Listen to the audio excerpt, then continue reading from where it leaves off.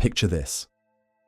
You wake up tomorrow morning, pull back your curtains, and instead of seeing your familiar neighborhood, you're greeted by an endless expanse of ice stretching to the horizon. Not just snow, not just a harsh winter. Ice. Miles and miles of it, covering everything you've ever known. The oceans, frozen solid. The continents, buried beneath glaciers thicker than skyscrapers, are tall. The entire planet, transformed into a giant, gleaming snowball hurtling through space. This isn't science fiction. This isn't some distant apocalyptic future. This actually happened, not once but multiple times in Earth's history. And the story of how our planet became completely frozen, then somehow thawed itself back to life, is one of the most mind-bending chapters in the 4.5 billion year saga of our world. Tonight, we're diving deep into one of geology's most controversial and fascinating theories. We're talking about Snowball Earth, a time when glaciers flowed at sea level right at the equator, when the global average temperature plummeted to -50 degrees Celsius, when most of the planet lay buried under a kilometer of ice, and when life itself hung by the thinnest of threads, somehow managing to survive in the most hostile conditions our planet has ever seen. If this kind of deep dive into Earth's hidden history helps you unwind, feel free to hit that like button and subscribe. But only if it genuinely brings you some peace. And let me know in the comments where you're listening from and what time it is. There's something oddly comforting about knowing who else is out there, falling asleep to the same ancient stories. So settle in, turn down the lights, and let's journey back to a time when our entire world looked nothing like the blue marble we know today. A time when Earth wore a coat of ice so thick and so complete that from space it would have appeared as a perfect white sphere, spinning silently in the cosmic dark. The story begins roughly 720 million years ago, during a period geologists call the Cryogenian. The name itself tells you everything you need to know. Cryogenian. Cold birth. It was an era that lasted 85 million years, and for most of that time, our planet was locked in the grip of the most severe ice ages it has ever experienced. But before we dive into the frozen hell that Earth became, we need to understand how scientists even figured this out. Because the evidence for Snowball Earth isn't found in some obvious place, it's hidden in rocks, ancient rocks that have been telling this story for hundreds of millions of years, waiting patiently for someone smart enough to read their secrets. The first clues came from something that shouldn't exist: glacial deposits. Rocks that could only have been formed by massive ice sheets, grinding and scraping across the landscape. But here's the thing that made geologists scratch their heads for decades. These glacial rocks weren't found where you'd expect them. They weren't tucked away in what used to be the polar regions. They were everywhere, including places that, according to magnetic evidence, had been sitting right at the equator when those glaciers formed. Think about that for a moment. Glaciers. At the equator, in the same places where today you'd find tropical rainforests and blazing deserts. It was as if someone had taken Antarctica and stretched it across the entire surface of the planet. The breakthrough came in 1992, when a brilliant geophysicist named Joe Kirschvink at Caltech looked at all this evidence and had a moment of clarity. He realized that if glaciers had indeed reached the equator, then something unprecedented must have happened. Something that had never occurred before or since in Earth's history. The entire planet must have frozen over. From a vantage point in space, he said, Earth would have looked like a giant snowball. The name stuck, and suddenly, geologists around the world began looking at their ancient rocks with fresh eyes. But Kirschvink's insight raised more questions than it answered. How could an entire planet freeze solid? What could possibly cause such a catastrophic climate change? And perhaps most puzzling of all, how did life survive? How did anything survive? The answers to these questions take us on a journey through some of the most extreme conditions our planet has ever endured. We're talking about a world where the global average temperature was colder than the coldest place on Earth today, where even at the equator, temperatures barely crept above -20 degrees Celsius, where the sun still shone, but its light bounced uselessly off endless sheets of white ice, never warming the surface below. This wasn't just a really bad winter. This was a fundamental breakdown of Earth's climate system, a runaway process that, once it started, fed on itself with terrifying efficiency. The more ice that formed, the more sunlight got reflected back to space. The more sunlight that got reflected, the colder the planet became. The colder it became, the more ice formed. It was a feedback loop from hell, and it very nearly turned our planet into a permanent frozen wasteland. The evidence for this global catastrophe is written in stone, quite literally. But reading that evidence requires understanding some of the most subtle clues that rocks can preserve. Take magnetic signatures, for instance. When sediments settle at the bottom of ancient seas, tiny magnetic particles in those sediments align themselves with Earth's magnetic field, like microscopic compass needles. Millions of years later, geologists can measure those orientations and figure out exactly where on the planet those rocks formed. When they did this with glacial deposits from the Cryogenian period, the results were stunning. Rocks that clearly formed in the presence of ice sheets were found at every latitude, from what would have been the poles all the way to the equator. The magnetic evidence was unambiguous. Ice had covered the entire planet. But magnetic signatures were just the beginning. Geologists found other clues, each more remarkable than the last. Dropstones, for instance. These are boulders that were picked up by glaciers, carried out to sea on floating ice sheets, then dropped to the ocean floor as the ice melted. Finding dropstones in marine sediments is like finding fingerprints at a crime scene. It's proof that ice sheets extended all the way to the ocean's edge. Then there are the striations. These are scratches gouged into bedrock by glaciers as they flow across the landscape, dragging rocks and debris beneath them like massive sheets of sandpaper. These scratches point in specific directions, showing exactly which way the ice was flowing. And when geologists mapped these ancient striations, they found something incredible. Ice had been flowing from the continents toward the sea at every latitude all around the planet. Perhaps most telling of all are the banded iron formations. These distinctive layered rocks had been common in Earth's early history, but they disappeared from the geological record billions of years ago. The only way they can form is in oceans that are completely cut off from atmospheric oxygen. Oceans that are sealed away from the air above. During the Snowball Earth periods, these iron formations reappeared for the first time in over 1 billion years. It was as if the ice had formed a lid over the entire ocean, preventing any gas exchange with the atmosphere. All of this evidence points to the same inescapable conclusion. For millions of years at a time, our planet was a frozen wasteland. Ice sheets up to 1 kilometer thick covered the continents. The oceans, sealed beneath layers of sea ice, became dark, oxygen-starved environments where only the hardiest microbes could survive. The hydrological cycle, the endless dance of evaporation and precipitation that drives our weather, ground to a halt. Rivers froze, lakes became solid ice. Even the mightiest waterfalls turned into frozen sculptures, silent and still. But here's where the story gets even more incredible. This didn't happen just once.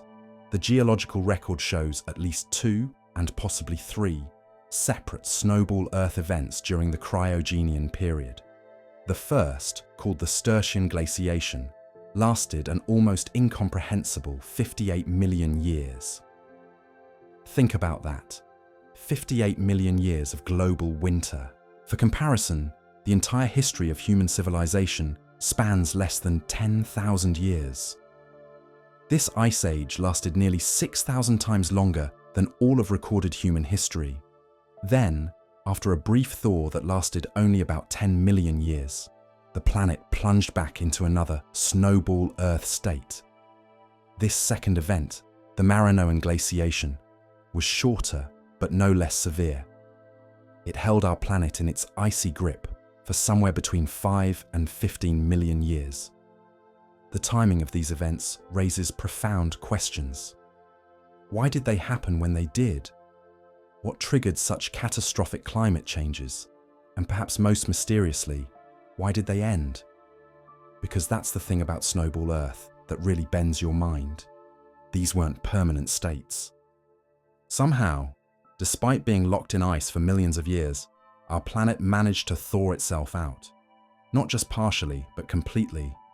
And when it did, the transition was so rapid and so extreme that it left its own unmistakable signature in the rocks. But we're getting ahead of ourselves. Before we can understand how Snowball Earth ended, we need to dive deeper into what caused it to begin. And that story takes us back to one of the most dramatic periods in Earth's geological history, a time when supercontinents were breaking apart, when volcanic activity was reshaping the planet's surface, and when the very composition of the atmosphere was being fundamentally altered. The stage was being set for a climate catastrophe, unlike anything Earth had ever experienced. And once the process began, there would be no stopping it. The planet was about to enter a frozen nightmare that would test the very limits of life's ability to survive. But somehow, against all odds, life would endure. And when the ice finally melted, it would emerge transformed, ready to explode into new forms of complexity and beauty that had never existed before.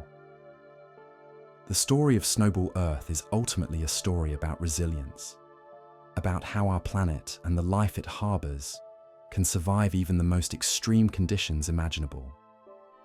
It's a reminder that Earth has weathered crises far more severe than anything humans have ever faced. And it's a testament to the incredible detective work of scientists who can read the secrets written in stone, uncovering chapters of Earth's history that seemed lost forever. We're just beginning to scratch the surface of this incredible story. The mechanisms that triggered these global ice ages, the ways that life managed to survive in the most hostile conditions imaginable, the dramatic processes that eventually melted all that ice and transformed our planet once again. Each piece of this puzzle reveals something new about the remarkable world we call home. The roots of Snowball Earth stretch back to events that began unfolding hundreds of millions of years before the first ice crystal formed. To understand how an entire planet could freeze solid, we need to journey back to the late Tonian period, roughly 800 million years ago, when Earth looked nothing like the world we know today. At that time, most of the planet's landmasses were locked together in a massive supercontinent called Rodinia. Picture a single enormous chunk of land surrounded by a vast global ocean. For hundreds of millions of years, Rodinia had remained relatively stable, its interior dry and lifeless, its edges lapped by warm tropical seas. But nothing in geology stays the same forever, and Rodinia was about to tear itself apart. The breakup of a supercontinent isn't a gentle process. It's violent, chaotic, and it reshapes the entire planet. Deep beneath Rodinia's surface, massive plumes of hot rock were rising from the Earth's mantle, pushing upward with tremendous force. These plumes didn't just crack the continent, they shattered it, splitting Rodinia into fragments that began drifting apart across the globe. But the breakup did something else, something that would prove catastrophic for Earth's climate. It triggered some of the most intense volcanic activity in our planet's history. Vast regions of the newly separated continents became covered with flood basalts, enormous outpourings of lava that created volcanic provinces stretching across millions of square kilometers. The scale was unimaginable. Entire mountain ranges were buried beneath layers of volcanic rock, hundreds of meters thick. Now, you might think that all this volcanic activity would warm the planet. After all, volcanoes pump carbon dioxide into the atmosphere, and carbon dioxide is a greenhouse gas. Under normal circumstances, you'd be right. But the breakup of Rodinia created conditions that were anything but normal. Here's the key. When a supercontinent breaks apart, the fragments don't just drift randomly across the globe. They tend to move toward the equator, drawn by the same forces that drive continental drift. And that's exactly what happened to Rodinia's remains. The newly separated landmasses clustered around the equator, creating a tropical distribution of continents unlike anything we see today. This might sound pleasant, but it was actually a recipe for disaster. Tropical continents are subject storms, and when water hits rock, especially freshly exposed volcanic, to intense rainfall, they're constantly being soaked by monsoons and tropical rock. Something important happens. Chemical weathering begins. Weathering might sound like a gentle process, but on a planetary scale, it's one of the most powerful forces in Earth's climate system. When rainwater comes into contact with certain types of rock, particularly silicate rocks like those produced by volcanic activity, it triggers chemical reactions that pull carbon dioxide directly out of the atmosphere. The carbon dioxide dissolves in the water, reacts with the rock, and gets locked away in new minerals that eventually wash into the ocean. Under normal circumstances, this process is balanced by volcanic outgassing. Volcanoes pump carbon dioxide into the atmosphere at roughly the same rate that weathering removes it. It's a natural thermostat that helps keep Earth's climate stable over geological timescales. But the breakup of Rodinia threw this balance completely out of whack. The problem was one of geography and timing. The massive flood basalts created by Rodinia's breakup provided an enormous surface area of fresh volcanic rock, perfect for chemical weathering. And because these rocks were concentrated in the tropics, where rainfall is heaviest and temperatures are highest, the weathering process went into overdrive. Meanwhile, the volcanic activity that had created these rocks was beginning to wind down. The result was a massive imbalance. Carbon dioxide was being sucked out of the atmosphere much faster than it was being replenished. This is where the story gets truly frightening. Carbon dioxide isn't just any atmospheric gas. It's the primary greenhouse gas that keeps Earth warm enough for liquid water to exist on its surface. Without it, our planet would be a frozen ball of ice. And as the weathering process accelerated, carbon dioxide levels began to plummet. The decline wasn't sudden. It took millions of years for atmospheric carbon dioxide to drop to critically low levels. But once it did, the consequences were swift and merciless. With less carbon dioxide to trap heat, Earth's surface began to cool. Snow that fell during winter didn't fully melt during summer. Glaciers began to form at high latitudes, creeping slowly toward the equator. At first, this might have seemed like just another ice age. Earth had experienced glaciations before, but this time was different. This time, the ice kept spreading, and the more it spread, the more it changed the rules of the game entirely. The reason lies in something called the ice-albedo feedback. It's a simple concept with devastating consequences. Ice is white. White surfaces reflect sunlight back to space instead of absorbing it. The more ice that forms, the more sunlight gets reflected away. The more sunlight that gets reflected, the less heat reaches Earth's surface. The less heat that reaches the surface, the more ice forms. It's a runaway process, and once it gets started, it's almost impossible to stop. Climate scientists have calculated that once ice sheets advance to within about 25 to 30 degrees of the equator, this feedback becomes unstoppable. The planet crosses a threshold beyond which cooling accelerates exponentially. Ice races toward the equator at a pace that would have been visible within a human lifetime if there had been humans around to witness it. But there weren't humans. There weren't even complex animals. Life on Earth 700 million years ago was still largely microscopic, still confined to simple single-celled organisms and basic multicellular forms. These creatures had no idea what was coming. They couldn't migrate to warmer regions because there were no warmer regions. They couldn't adapt quickly enough to survive the sudden onset of global winter. As the ice advanced, entire ecosystems vanished. Shallow seas, which had been teeming with microbial life, froze solid. The continental shelves, normally the most biologically productive regions of the ocean, became buried beneath glaciers. Even the deep ocean began to change in ways that made it increasingly hostile to life. With the surface sealed beneath ice, the normal exchange of gases between the ocean and atmosphere ground to a halt. Oxygen, which had been gradually accumulating in the atmosphere and oceans over hundreds of millions of years, could no longer dissolve into seawater. Instead, the oxygen that was already dissolved in the ocean was slowly consumed by chemical reactions and respiration, but it wasn't being replenished. The deep ocean became anoxic, oxygen-free. For most forms of life, this was a death sentence. Only the hardiest microbes, those that had evolved to survive without oxygen, could endure these conditions, and even they were pushed to the very limits of their survival. Meanwhile, at the surface, the ice continued to thicken. Climate models suggest that in some regions, the ice sheets reach depths of over 1 kilometer. That's ice thick enough to bury the Empire State Building with room to spare. The weight of all this ice was so enormous that it actually deformed the Earth's crust, pressing down on the continents with a force that left permanent scars in the geological record.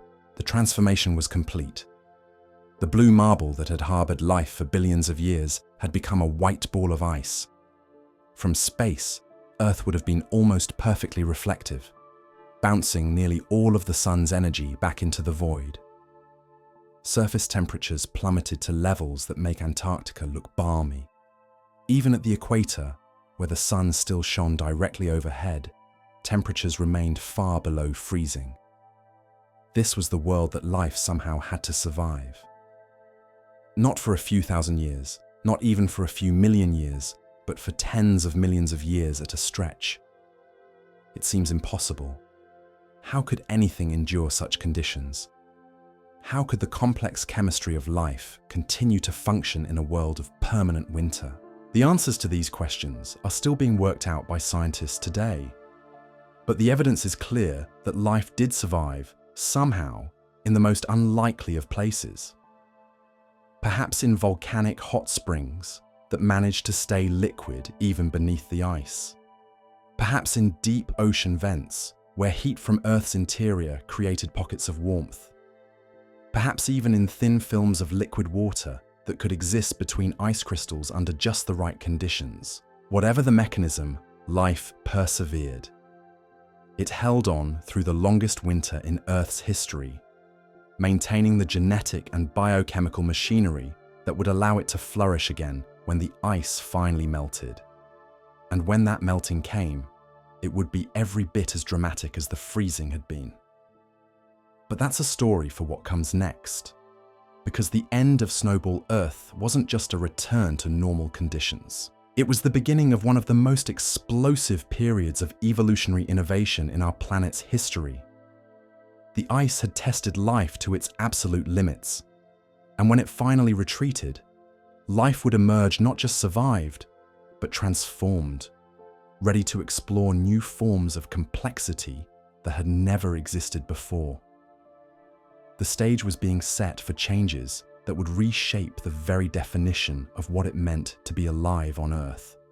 But first, the planet had to find a way to escape from its frozen prison. And that escape would require forces every bit as dramatic as those that had created the ice in the first place. The question that haunted scientists for decades was simple yet profound. How does a frozen planet unfreeze itself? How does a world locked in ice for tens of millions of years suddenly break free from its crystalline prison? The answer lies in one of the most patient and relentless forces on our planet: volcanoes. Even during the deepest freeze of Snowball Earth, the geological machinery beneath the ice never stopped working. Deep in the planet's interior, radioactive decay continued to generate heat. Convection currents still churned through the mantle, and most importantly, volcanoes kept erupting. They couldn't stop. The same tectonic forces that had helped trigger the Ice Age in the first place were still active, still driving magma toward the surface, still pumping gases into the atmosphere. But here's the crucial difference. During normal times, the carbon dioxide released by volcanoes gets absorbed by weathering processes within a few 100,000 years. Rain falls on rocks, chemical reactions occur, and the carbon dioxide gets locked away in the ocean floor. It's a natural recycling system that keeps atmospheric greenhouse gases in check. But Snowball Earth had effectively shut down this recycling system. With the continents buried beneath kilometers of ice, there was no exposed rock for rain to hit. With the entire hydrological cycle frozen solid, there was barely any rain to begin with. The weathering that normally consumed volcanic carbon dioxide had ground to a virtual halt, so the volcanoes kept pumping carbon dioxide into the atmosphere, but nothing was taking it out. Year after year, century after century, millennium after millennium, the concentration of greenhouse gases slowly began to climb. It was like filling a bathtub with the drain plugged. The process was incredibly slow by human standards, but inexorable by geological ones. For millions of years, the accumulating carbon dioxide made no noticeable difference. The planet remained locked in ice. The greenhouse effect was simply too weak to overcome the enormous reflectivity of all that white surface. But volcanoes are nothing if not persistent. They kept erupting through ice sheets, sending plumes of gas high into the atmosphere, gradually building up the concentration of heat-trapping molecules in the air. Climate scientists estimate that by the time Snowball Earth finally began to thaw, atmospheric carbon dioxide levels had reached concentrations hundreds of times higher than they are today. The atmosphere had become a thick, choking blanket of greenhouse gases, unlike anything our planet had experienced before or since. When the melting finally began, it happened with shocking speed. The same feedback loops that had driven the planet into its frozen state now worked in reverse, but even more dramatically. As the first patches of dark ocean began to appear through cracks in the ice, they absorbed sunlight instead of reflecting it. This warmed the water, which melted more ice, which exposed more dark surface, which absorbed more heat. The transition from icehouse to greenhouse wasn't gradual, it was explosive. Within a few thousand years, possibly even faster, the planet swung from the deepest freeze in its history to some of the hottest conditions it had ever experienced. The massive amounts of carbon dioxide that had built up during the Ice Age created what scientists call a super greenhouse climate. Imagine stepping outside on the hottest summer day you've ever experienced, then multiplying that heat several times over. That was Earth during the immediate aftermath of Snowball Earth. Global temperatures soared far above anything we know today. The ice didn't just melt, it vaporized. Steam rose from the surface in massive clouds as frozen oceans returned to liquid form with stunning rapidity. The evidence for this dramatic transition is written in some of the most distinctive rocks on Earth. They're called cap carbonates, and they appear in the geological record immediately above every major Snowball Earth deposit. These limestone and dolomite layers tell a story of chemical chaos in the oceans as the planet lurched from one extreme climate to another. When the super greenhouse atmosphere finally began to interact with liquid oceans again, the chemistry was unlike anything happening on Earth today. The incredibly high levels of carbon dioxide dissolved into seawater, making it acidic and reactive. At the same time, all that melting ice was washing enormous quantities of pulverized rock and minerals into the ocean. The interaction between the acidic, carbon dioxide-rich water and all these dissolved minerals created conditions perfect for massive carbonate precipitation. Limestone and dolomite began forming at rates that defied comprehension. Instead of the slow, steady deposition that normally characterizes these rocks, the cap carbonates were laid down rapidly, sometimes violently. Entire sea floors became buried beneath thick blankets of a carbonate sediment in what may have been just a few thousand years. It was as if the Earth's chemical systems, suppressed for millions of years under ice, suddenly exploded back to life with pent-up energy. The cap carbonates preserve other clues to the extreme conditions during deglaciation. Many show unusual textures and structures that suggest they formed in turbulent, high-energy environments. Some contain features that indicate rapid changes in water chemistry, pH, and temperature. Others preserve evidence of massive underwater landslides and debris flows as unstable slopes, weakened by rapid ice melting, collapsed into the rising seas. But perhaps the most remarkable thing about these post-snowball rocks is what they tell us about life. Because somehow, impossibly, life had not only survived the Great Freeze, but it was ready to take advantage of the new opportunities that came with deglaciation. The fossil record from immediately after Snowball Earth events shows something unprecedented in the history of life on our planet. New forms of complexity began appearing at a pace that evolution had never achieved before. Simple multicellular organisms gave way to more complex forms. The first animals with hard shells and sophisticated body plans appeared in the fossil record. It was as if the extreme stress of surviving through global winter had somehow primed life for an explosion of innovation. This pattern repeats after each Snowball Earth event. The Sturfian glaciation was followed by a burst of biological innovation. The Marinoan glaciation was followed by an even more dramatic explosion of new life forms. And the final, less severe Gasquier's glaciation preceded one of the most famous evolutionary events in Earth's history, the Cambrian explosion, when complex animals with eyes, brains, and sophisticated behaviors first appeared in the fossil record. The connection between these ice ages and evolutionary leaps is still being investigated by scientists, but the timing is too precise to be coincidental. Somehow, the extreme conditions of Snowball Earth didn't just test life's ability to survive. They created conditions that drove evolution toward greater complexity and sophistication. One possibility is that the isolation imposed by global ice coverage created numerous separate populations of organisms, each adapting to slightly different conditions in whatever refugia they could find.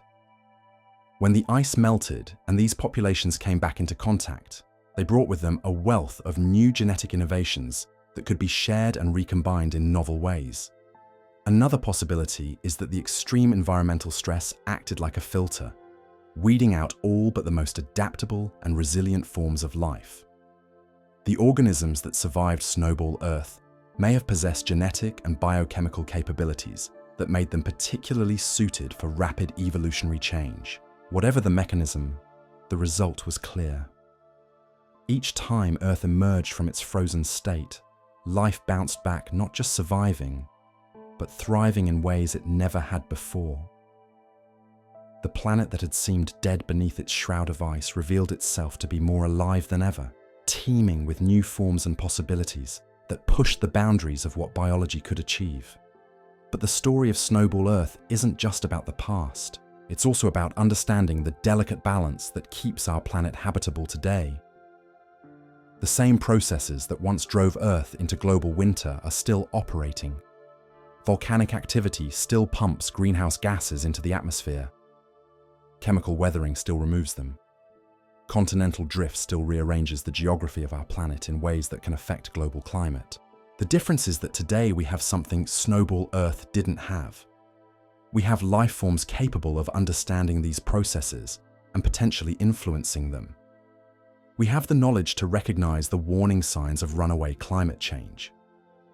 We have the technology to monitor atmospheric composition, ocean chemistry, and ice coverage with unprecedented precision.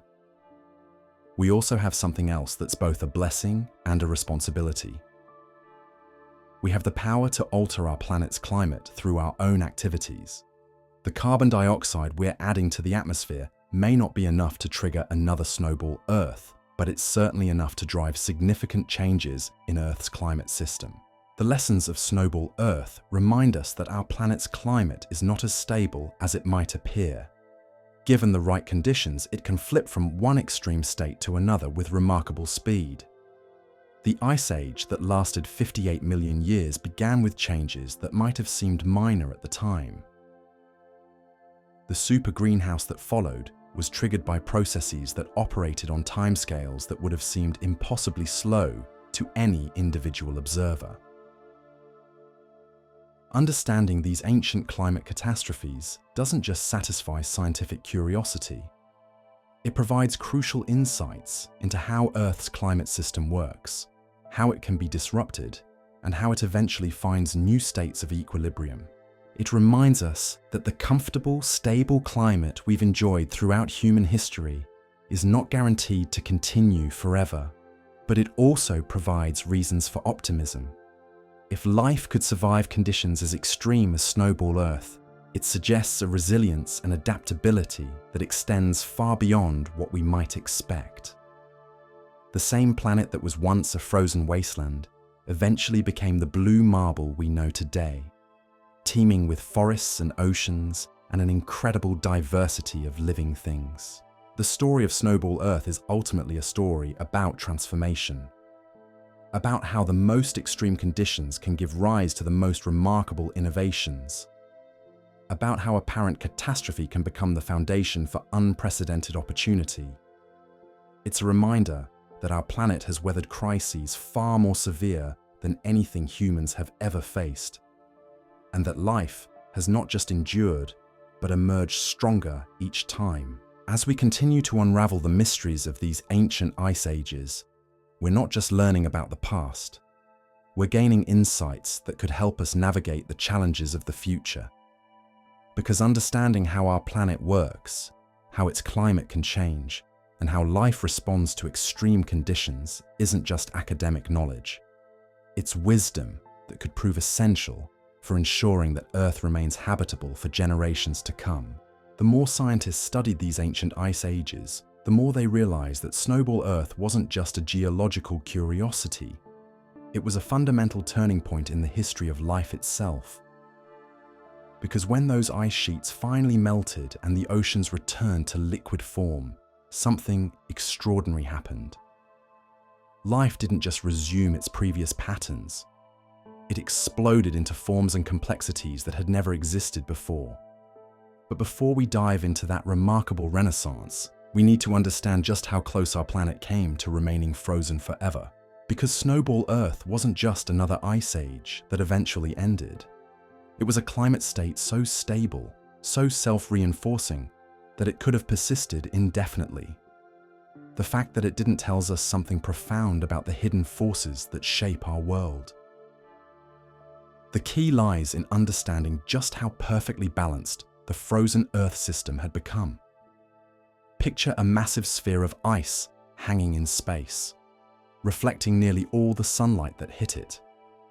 The surface was so cold that even volcanic eruptions couldn't melt the ice directly above them. Steam might rise from lava flows, but it would freeze solid within moments, adding yet another layer to the already thick ice sheets. For tens of millions of years, this system seemed unbreakable. The ice was so thick in places that it would take more heat than the sun could provide to melt it. The atmosphere was so thin and cold that water vapor couldn't persist long enough to create the kind of greenhouse effect we see today. Every mechanism that might have warmed the planet was either frozen solid or overwhelmed by the sheer reflectivity of all that white ice. But volcanoes, as we've seen, are patient. They don't operate on human timescales or even on the timescales of individual species. They operate on geological time, where 1,000,000 years is just a moment, and persistence eventually overcomes any obstacle. Deep beneath the ice, the same tectonic processes that had helped trigger the freeze continued their ancient work. The breakup of Rodinia hadn't stopped just because the surface froze. Continental fragments continued drifting across the globe. New ocean basins opened up.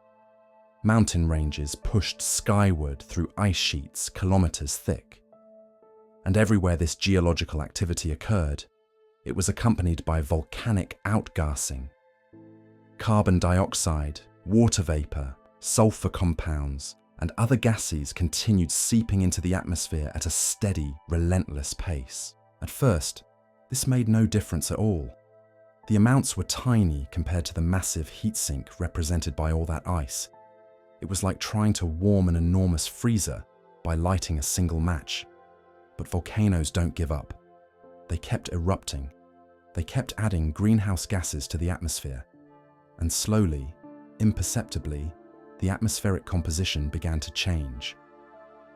Climate models suggest that it took somewhere between 5 and 50 million years for volcanic outgassing to build up enough greenhouse gases to begin affecting the planetary energy balance. That's an almost incomprehensible amount of time. If you could somehow compress all of human history into a single day, 5 million years would represent more than 3 months. 50 million years would represent over 2 years. During all that time, Earth remained locked in its frozen state.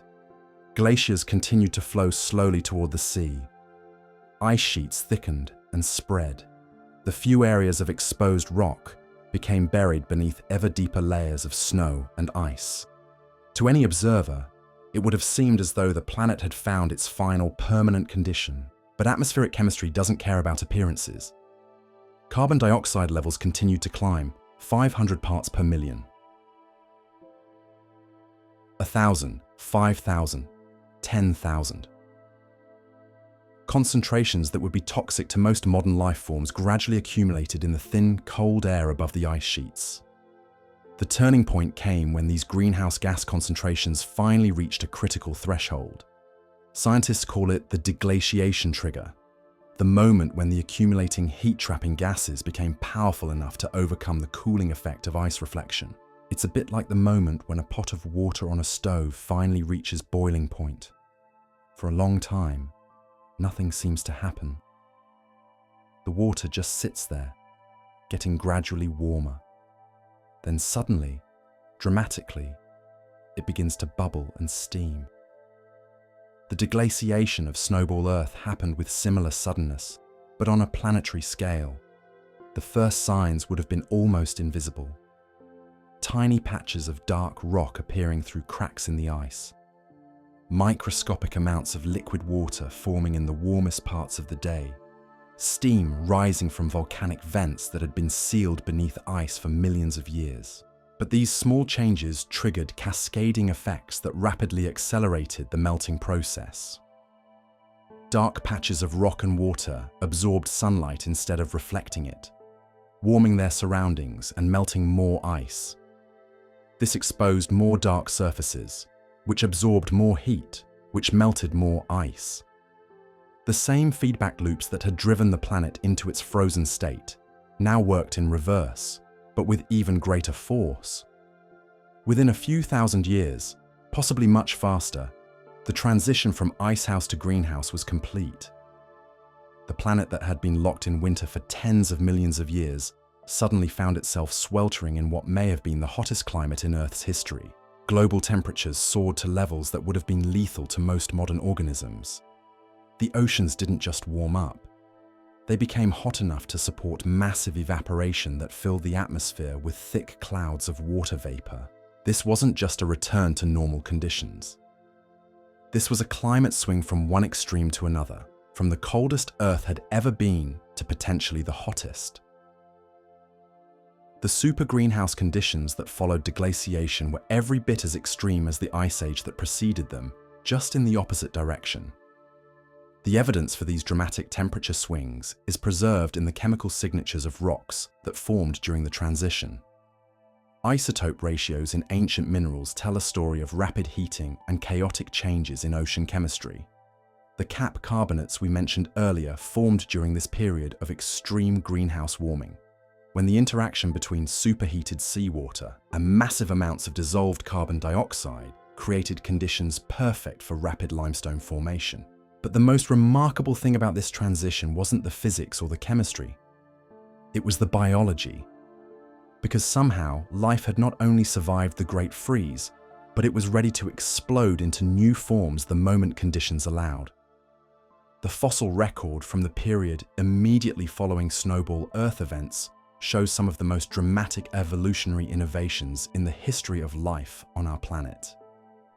Organisms that had been simple, microscopic, and largely unchanging for billions of years, suddenly began experimenting with new forms of complexity. The first true multicellular organisms appeared.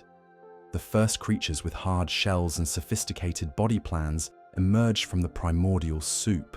It was as if the extreme stress of surviving through global winter had somehow unlocked new evolutionary possibilities.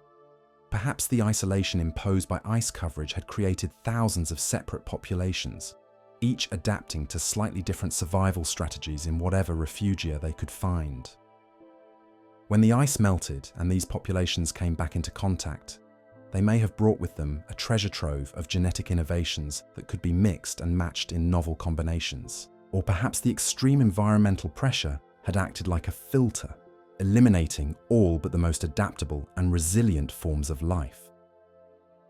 The survivors of Snowball Earth may have possessed genetic toolkits that made them particularly suited for rapid evolutionary change when new opportunities arose. Whatever the mechanism, the results were spectacular.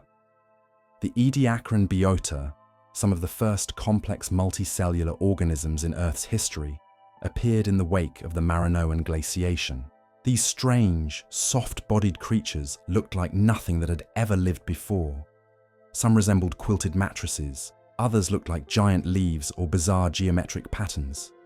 They were unlike anything in the modern world, but they represented a crucial step toward the complex ecosystems we know today.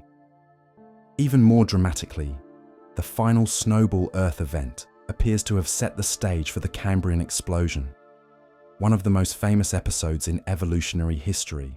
Within a relatively short span of geological time, complex animals with eyes, brains, sophisticated behaviors, and hard shells appeared in the fossil record. It was as if evolution had been holding back for billions of years and then suddenly let loose with a burst of creativity that transformed the entire biosphere.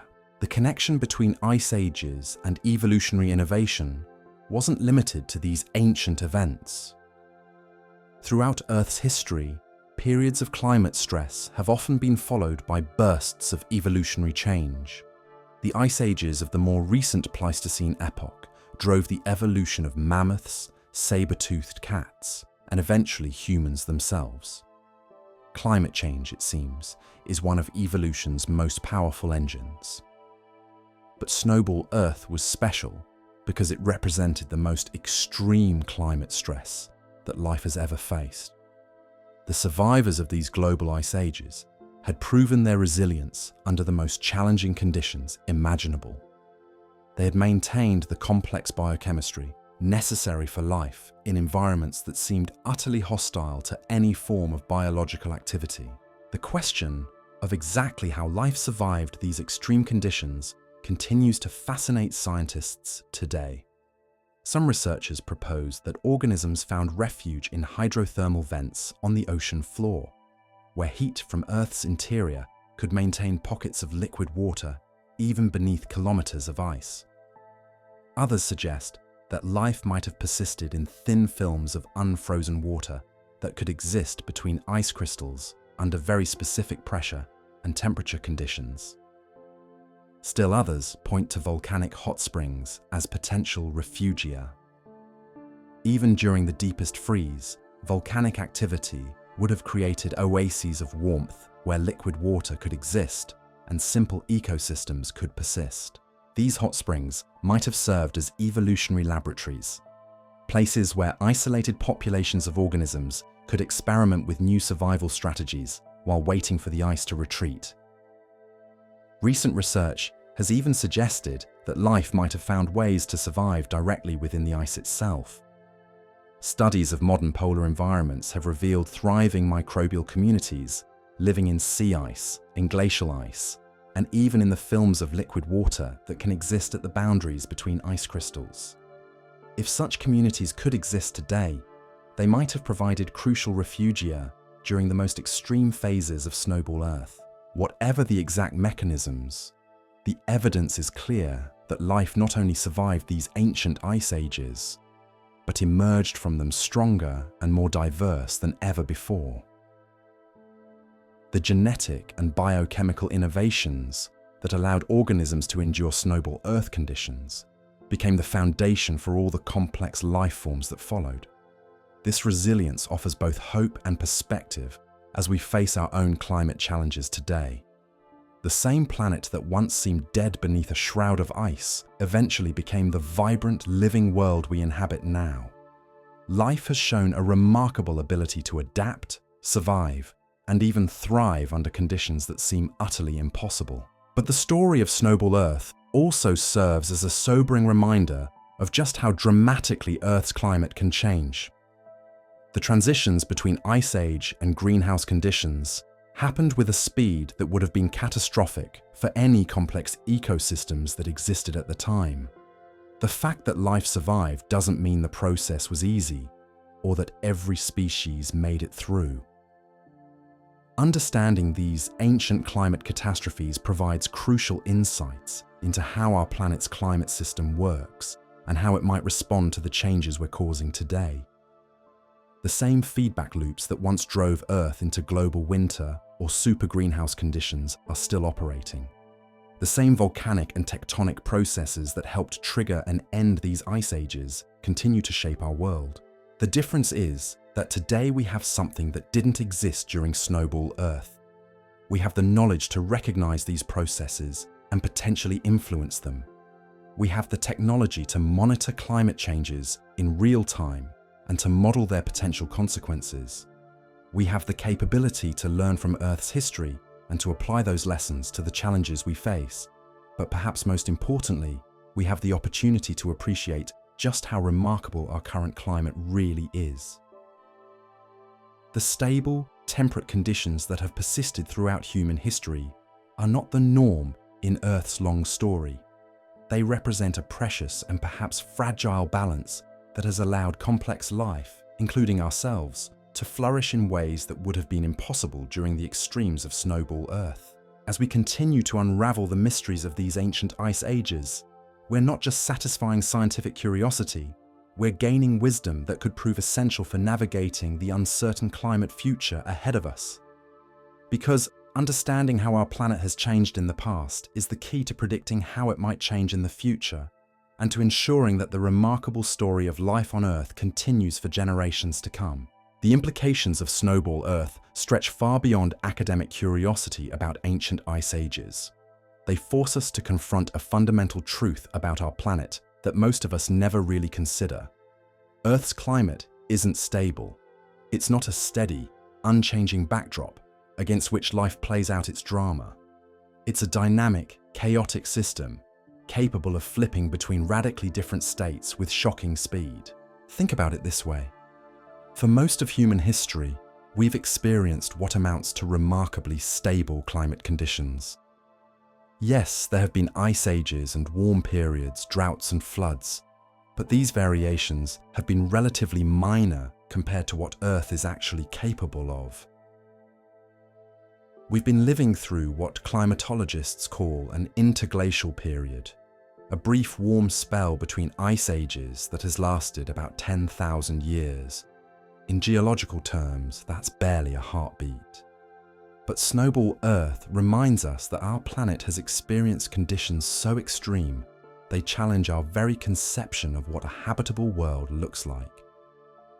Global average temperatures 50 degrees below zero, ice sheets a kilometre thick covering tropical regions, oceans sealed beneath frozen surfaces for millions of years.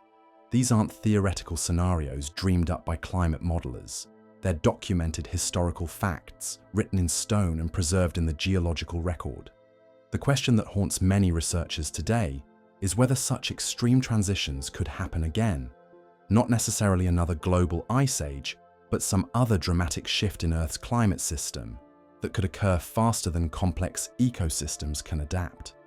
The answer is both reassuring and terrifying. Reassuring because the specific conditions that triggered Snowball Earth are unlikely to be repeated anytime soon. The particular arrangement of continents, the timing of supercontinent breakup, the massive volcanic outgassing events, all these factors aligned in ways that won't happen again for hundreds of millions of years, if ever. But terrifying because the underlying mechanisms, the feedback loops and tipping points that can drive runaway climate change are still very much active. The ice albedo feedback that helped freeze the planet still operates today. Chemical weathering still regulates atmospheric carbon dioxide over long timescales. Volcanic activity still pumps greenhouse gases into the atmosphere. Continental drift still reshapes global geography in ways that can affect climate patterns. What's different now is the timescale. Human activities are changing atmospheric composition at rates that dwarf even the most dramatic natural changes in Earth's history. We're conducting what amounts to a massive, uncontrolled experiment with our planet's climate system. And while the results probably won't include another Snowball Earth, they could certainly include other forms of dramatic, potentially irreversible climate change. The paleoclimate record suggests that Earth's climate system has several different stable states, each with its own characteristic temperature, ice coverage, and atmospheric composition. For the past few million years, we've been oscillating between glacial and interglacial conditions, but both of these represent just one climate regime. There are others. During the Eocene epoch, about 50 million years ago, global temperatures were so warm that palm trees grew at the poles, and there was no permanent ice anywhere on the planet. During the Permian period, about 250 million years ago, massive volcanic eruptions pumped so much carbon dioxide into the atmosphere that ocean temperatures reached levels that were toxic to most marine life. These represent different climate states, different ways that Earth's system can organize itself. The concern among many climate scientists is that human activities might be pushing Earth's climate toward one of these alternative stable states, not Snowball Earth, but perhaps a super greenhouse condition, similar to what occurred during the most extreme warming events in the geological past. The transition might not take millions of years like the natural climate changes we've been discussing. It could happen over decades or centuries, fast enough to be catastrophic for human civilization and most current ecosystems. But here's where the story of Snowball Earth offers both sobering lessons and unexpected hope. The sobering lesson is that climate systems can flip between dramatically different states with little warning once certain thresholds are crossed. The ice albedo feedback that drove Earth into global winter didn't build up gradually over millions of years. Once ice sheets reached a critical latitude, the rest happened relatively quickly. The hopeful lesson is that life is far more resilient and adaptable than we might expect. The organisms that survived Snowball Earth didn't just endure the most extreme conditions in Earth's history. They emerged from that experience with new capabilities, new forms of complexity, new ways of organizing themselves that had never existed before. This doesn't mean that climate change is somehow beneficial, or that we should be casual about the risks we're creating. The transitions between climate states, even when they ultimately lead to more diverse and complex ecosystems, involve massive extinctions and the collapse of existing biological communities. The survivors of Snowball Earth may have gone on to greater evolutionary success, but countless species didn't make it through the freeze. What it does mean is that the story of life on Earth is fundamentally a story about adaptation and resilience. Every major crisis in Earth's history, from asteroid impacts to volcanic catastrophes to global ice ages, has been followed by periods of evolutionary innovation and biological diversification. Life finds a way not just to survive, but to explore new possibilities that couldn't have existed under the previous conditions. The question for our own species is whether we can learn to be part of that resilience rather than just another source of stress on Earth's systems. Can we develop technologies and social systems that work with natural processes rather than against them? Can we learn to see ourselves as participants in Earth's long story rather than separate from it? The scientists who study Snowball Earth often talk about the importance of understanding Earth as a system, a complex web of interconnected processes that span the atmosphere, oceans, continents, and biosphere. Changes in one part of the system inevitably affect all the other parts, often in ways that are difficult to predict or control. This systems thinking is crucial for understanding not just how Snowball Earth happened, but how we might navigate our current climate challenges. It suggests that the solutions to climate change won't come from any single technology or policy, but from learning to work with the natural systems that regulate Earth's climate. For example, the chemical weathering processes that help trigger Snowball Earth by removing carbon dioxide from the atmosphere are still operating today.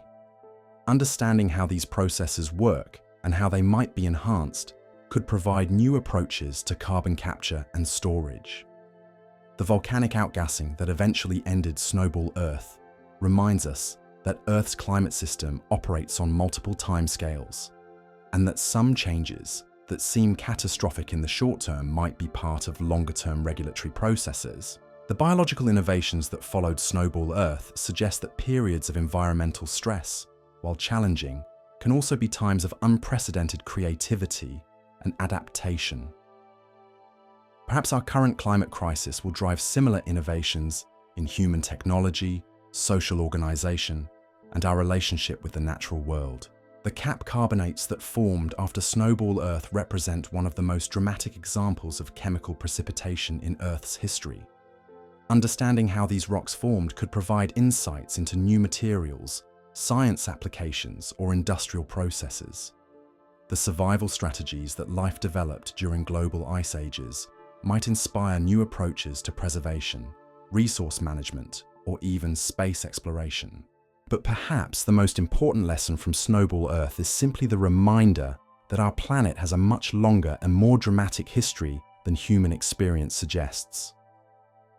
The comfortable, stable climate we've known throughout recorded history is not normal by Earth standards.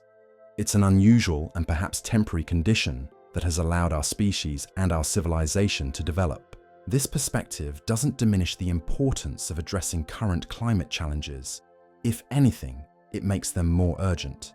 Because while Earth will undoubtedly survive whatever changes we're causing, the particular combination of conditions that has made human civilization possible might not. The Ice Age that ended 65,000 years ago didn't just change global temperatures, it reshaped coastlines, altered ocean currents, and created entirely new ecosystems. The species that survived adapted to these new conditions, but they became different in the process. The same could happen to us. Understanding Snowball Earth helps us appreciate both the resilience and the fragility of the world we inhabit.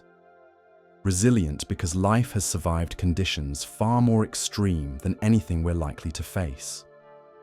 Fragile because the particular arrangements of ice, ocean, atmosphere, and biology that make our current world possible can change much faster than we might expect. The story isn't over. Earth's climate will continue to evolve long after our species is gone. The same geological processes that drove the planet into and out of Snowball Earth conditions are still operating, still shaping the surface and atmosphere of our world. Continental drift will continue to rearrange the geography of our planet. Volcanic activity will continue to pump gases into the atmosphere. Chemical weathering will continue to regulate atmospheric composition over geological timescales. What's different now is that for the first time in Earth's history, one species has developed the knowledge and capability to understand these processes and potentially influence them. We have the opportunity to participate consciously in the long story of our planet's climate evolution. Whether we use that opportunity wisely remains to be seen. But the example of Snowball Earth suggests that even the most extreme challenges can become the foundation for remarkable new developments. The Ice Age that seemed to threaten all life on Earth ultimately became the catalyst for evolutionary innovations that led to the complex, beautiful world we know today. Perhaps our current climate crisis will similarly become a catalyst for innovations in technology, social organization, and our understanding of our place in Earth's systems. Perhaps the challenge of learning to live sustainably on our planet will drive us to become something more than we are now. Just as the challenge of surviving Snowball Earth drove life itself toward greater complexity and resilience. The ancient rocks that preserve the story of Snowball Earth will continue to hold their secrets long after we're gone, waiting for future scientists to decode their messages. But for now, They offer us something precious and rare, perspective on our place in the vast story of our planet, and hope that even the greatest challenges can become opportunities for transformation and growth. The story of Snowball Earth forces us to reckon with something most of us never really think about. Time. Not the time we measure in minutes and hours, or even the time we mark in seasons and years. Geological time. Deep time. The kind of time that makes human civilization look like a brief flicker of candlelight against an infinite night. When we talk about the Sturtian glaciation lasting 58 million years, those numbers start to lose meaning. Our brains simply aren't wired to comprehend such vast stretches of time. But here's one way to think about it. If you could somehow compress all of Earth's history into a single year, complex life would only appear in November. Dinosaurs would show up in mid-December, and all of human history, from the first cave paintings to space travel to the internet, would occupy the final few seconds before midnight on New Year's Eve. The ice ages we're talking about would have lasted for weeks in that compressed timeline, weeks of unbroken winter across the entire planet. It's a span of time so enormous that entire mountain ranges could rise and erode away while the ice never retreated. Rivers could carve new valleys through bedrock while the surface remained frozen solid. The very continents could drift thousands of miles while the global winter persisted, and yet somehow life endured.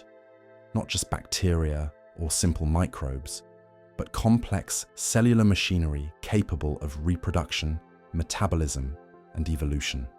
Organisms that maintained their genetic information through millions of years of darkness and cold, passing it down through countless generations that never saw liquid water or felt warmth from the sun. And so we come to the end of this incredible journey through Earth's most extreme chapter. From the breakup of ancient supercontinents to the slow accumulation of volcanic gases that finally freed our planet from its icy prison, Snowball Earth reminds us that the world we call home has survived conditions beyond our wildest imagination.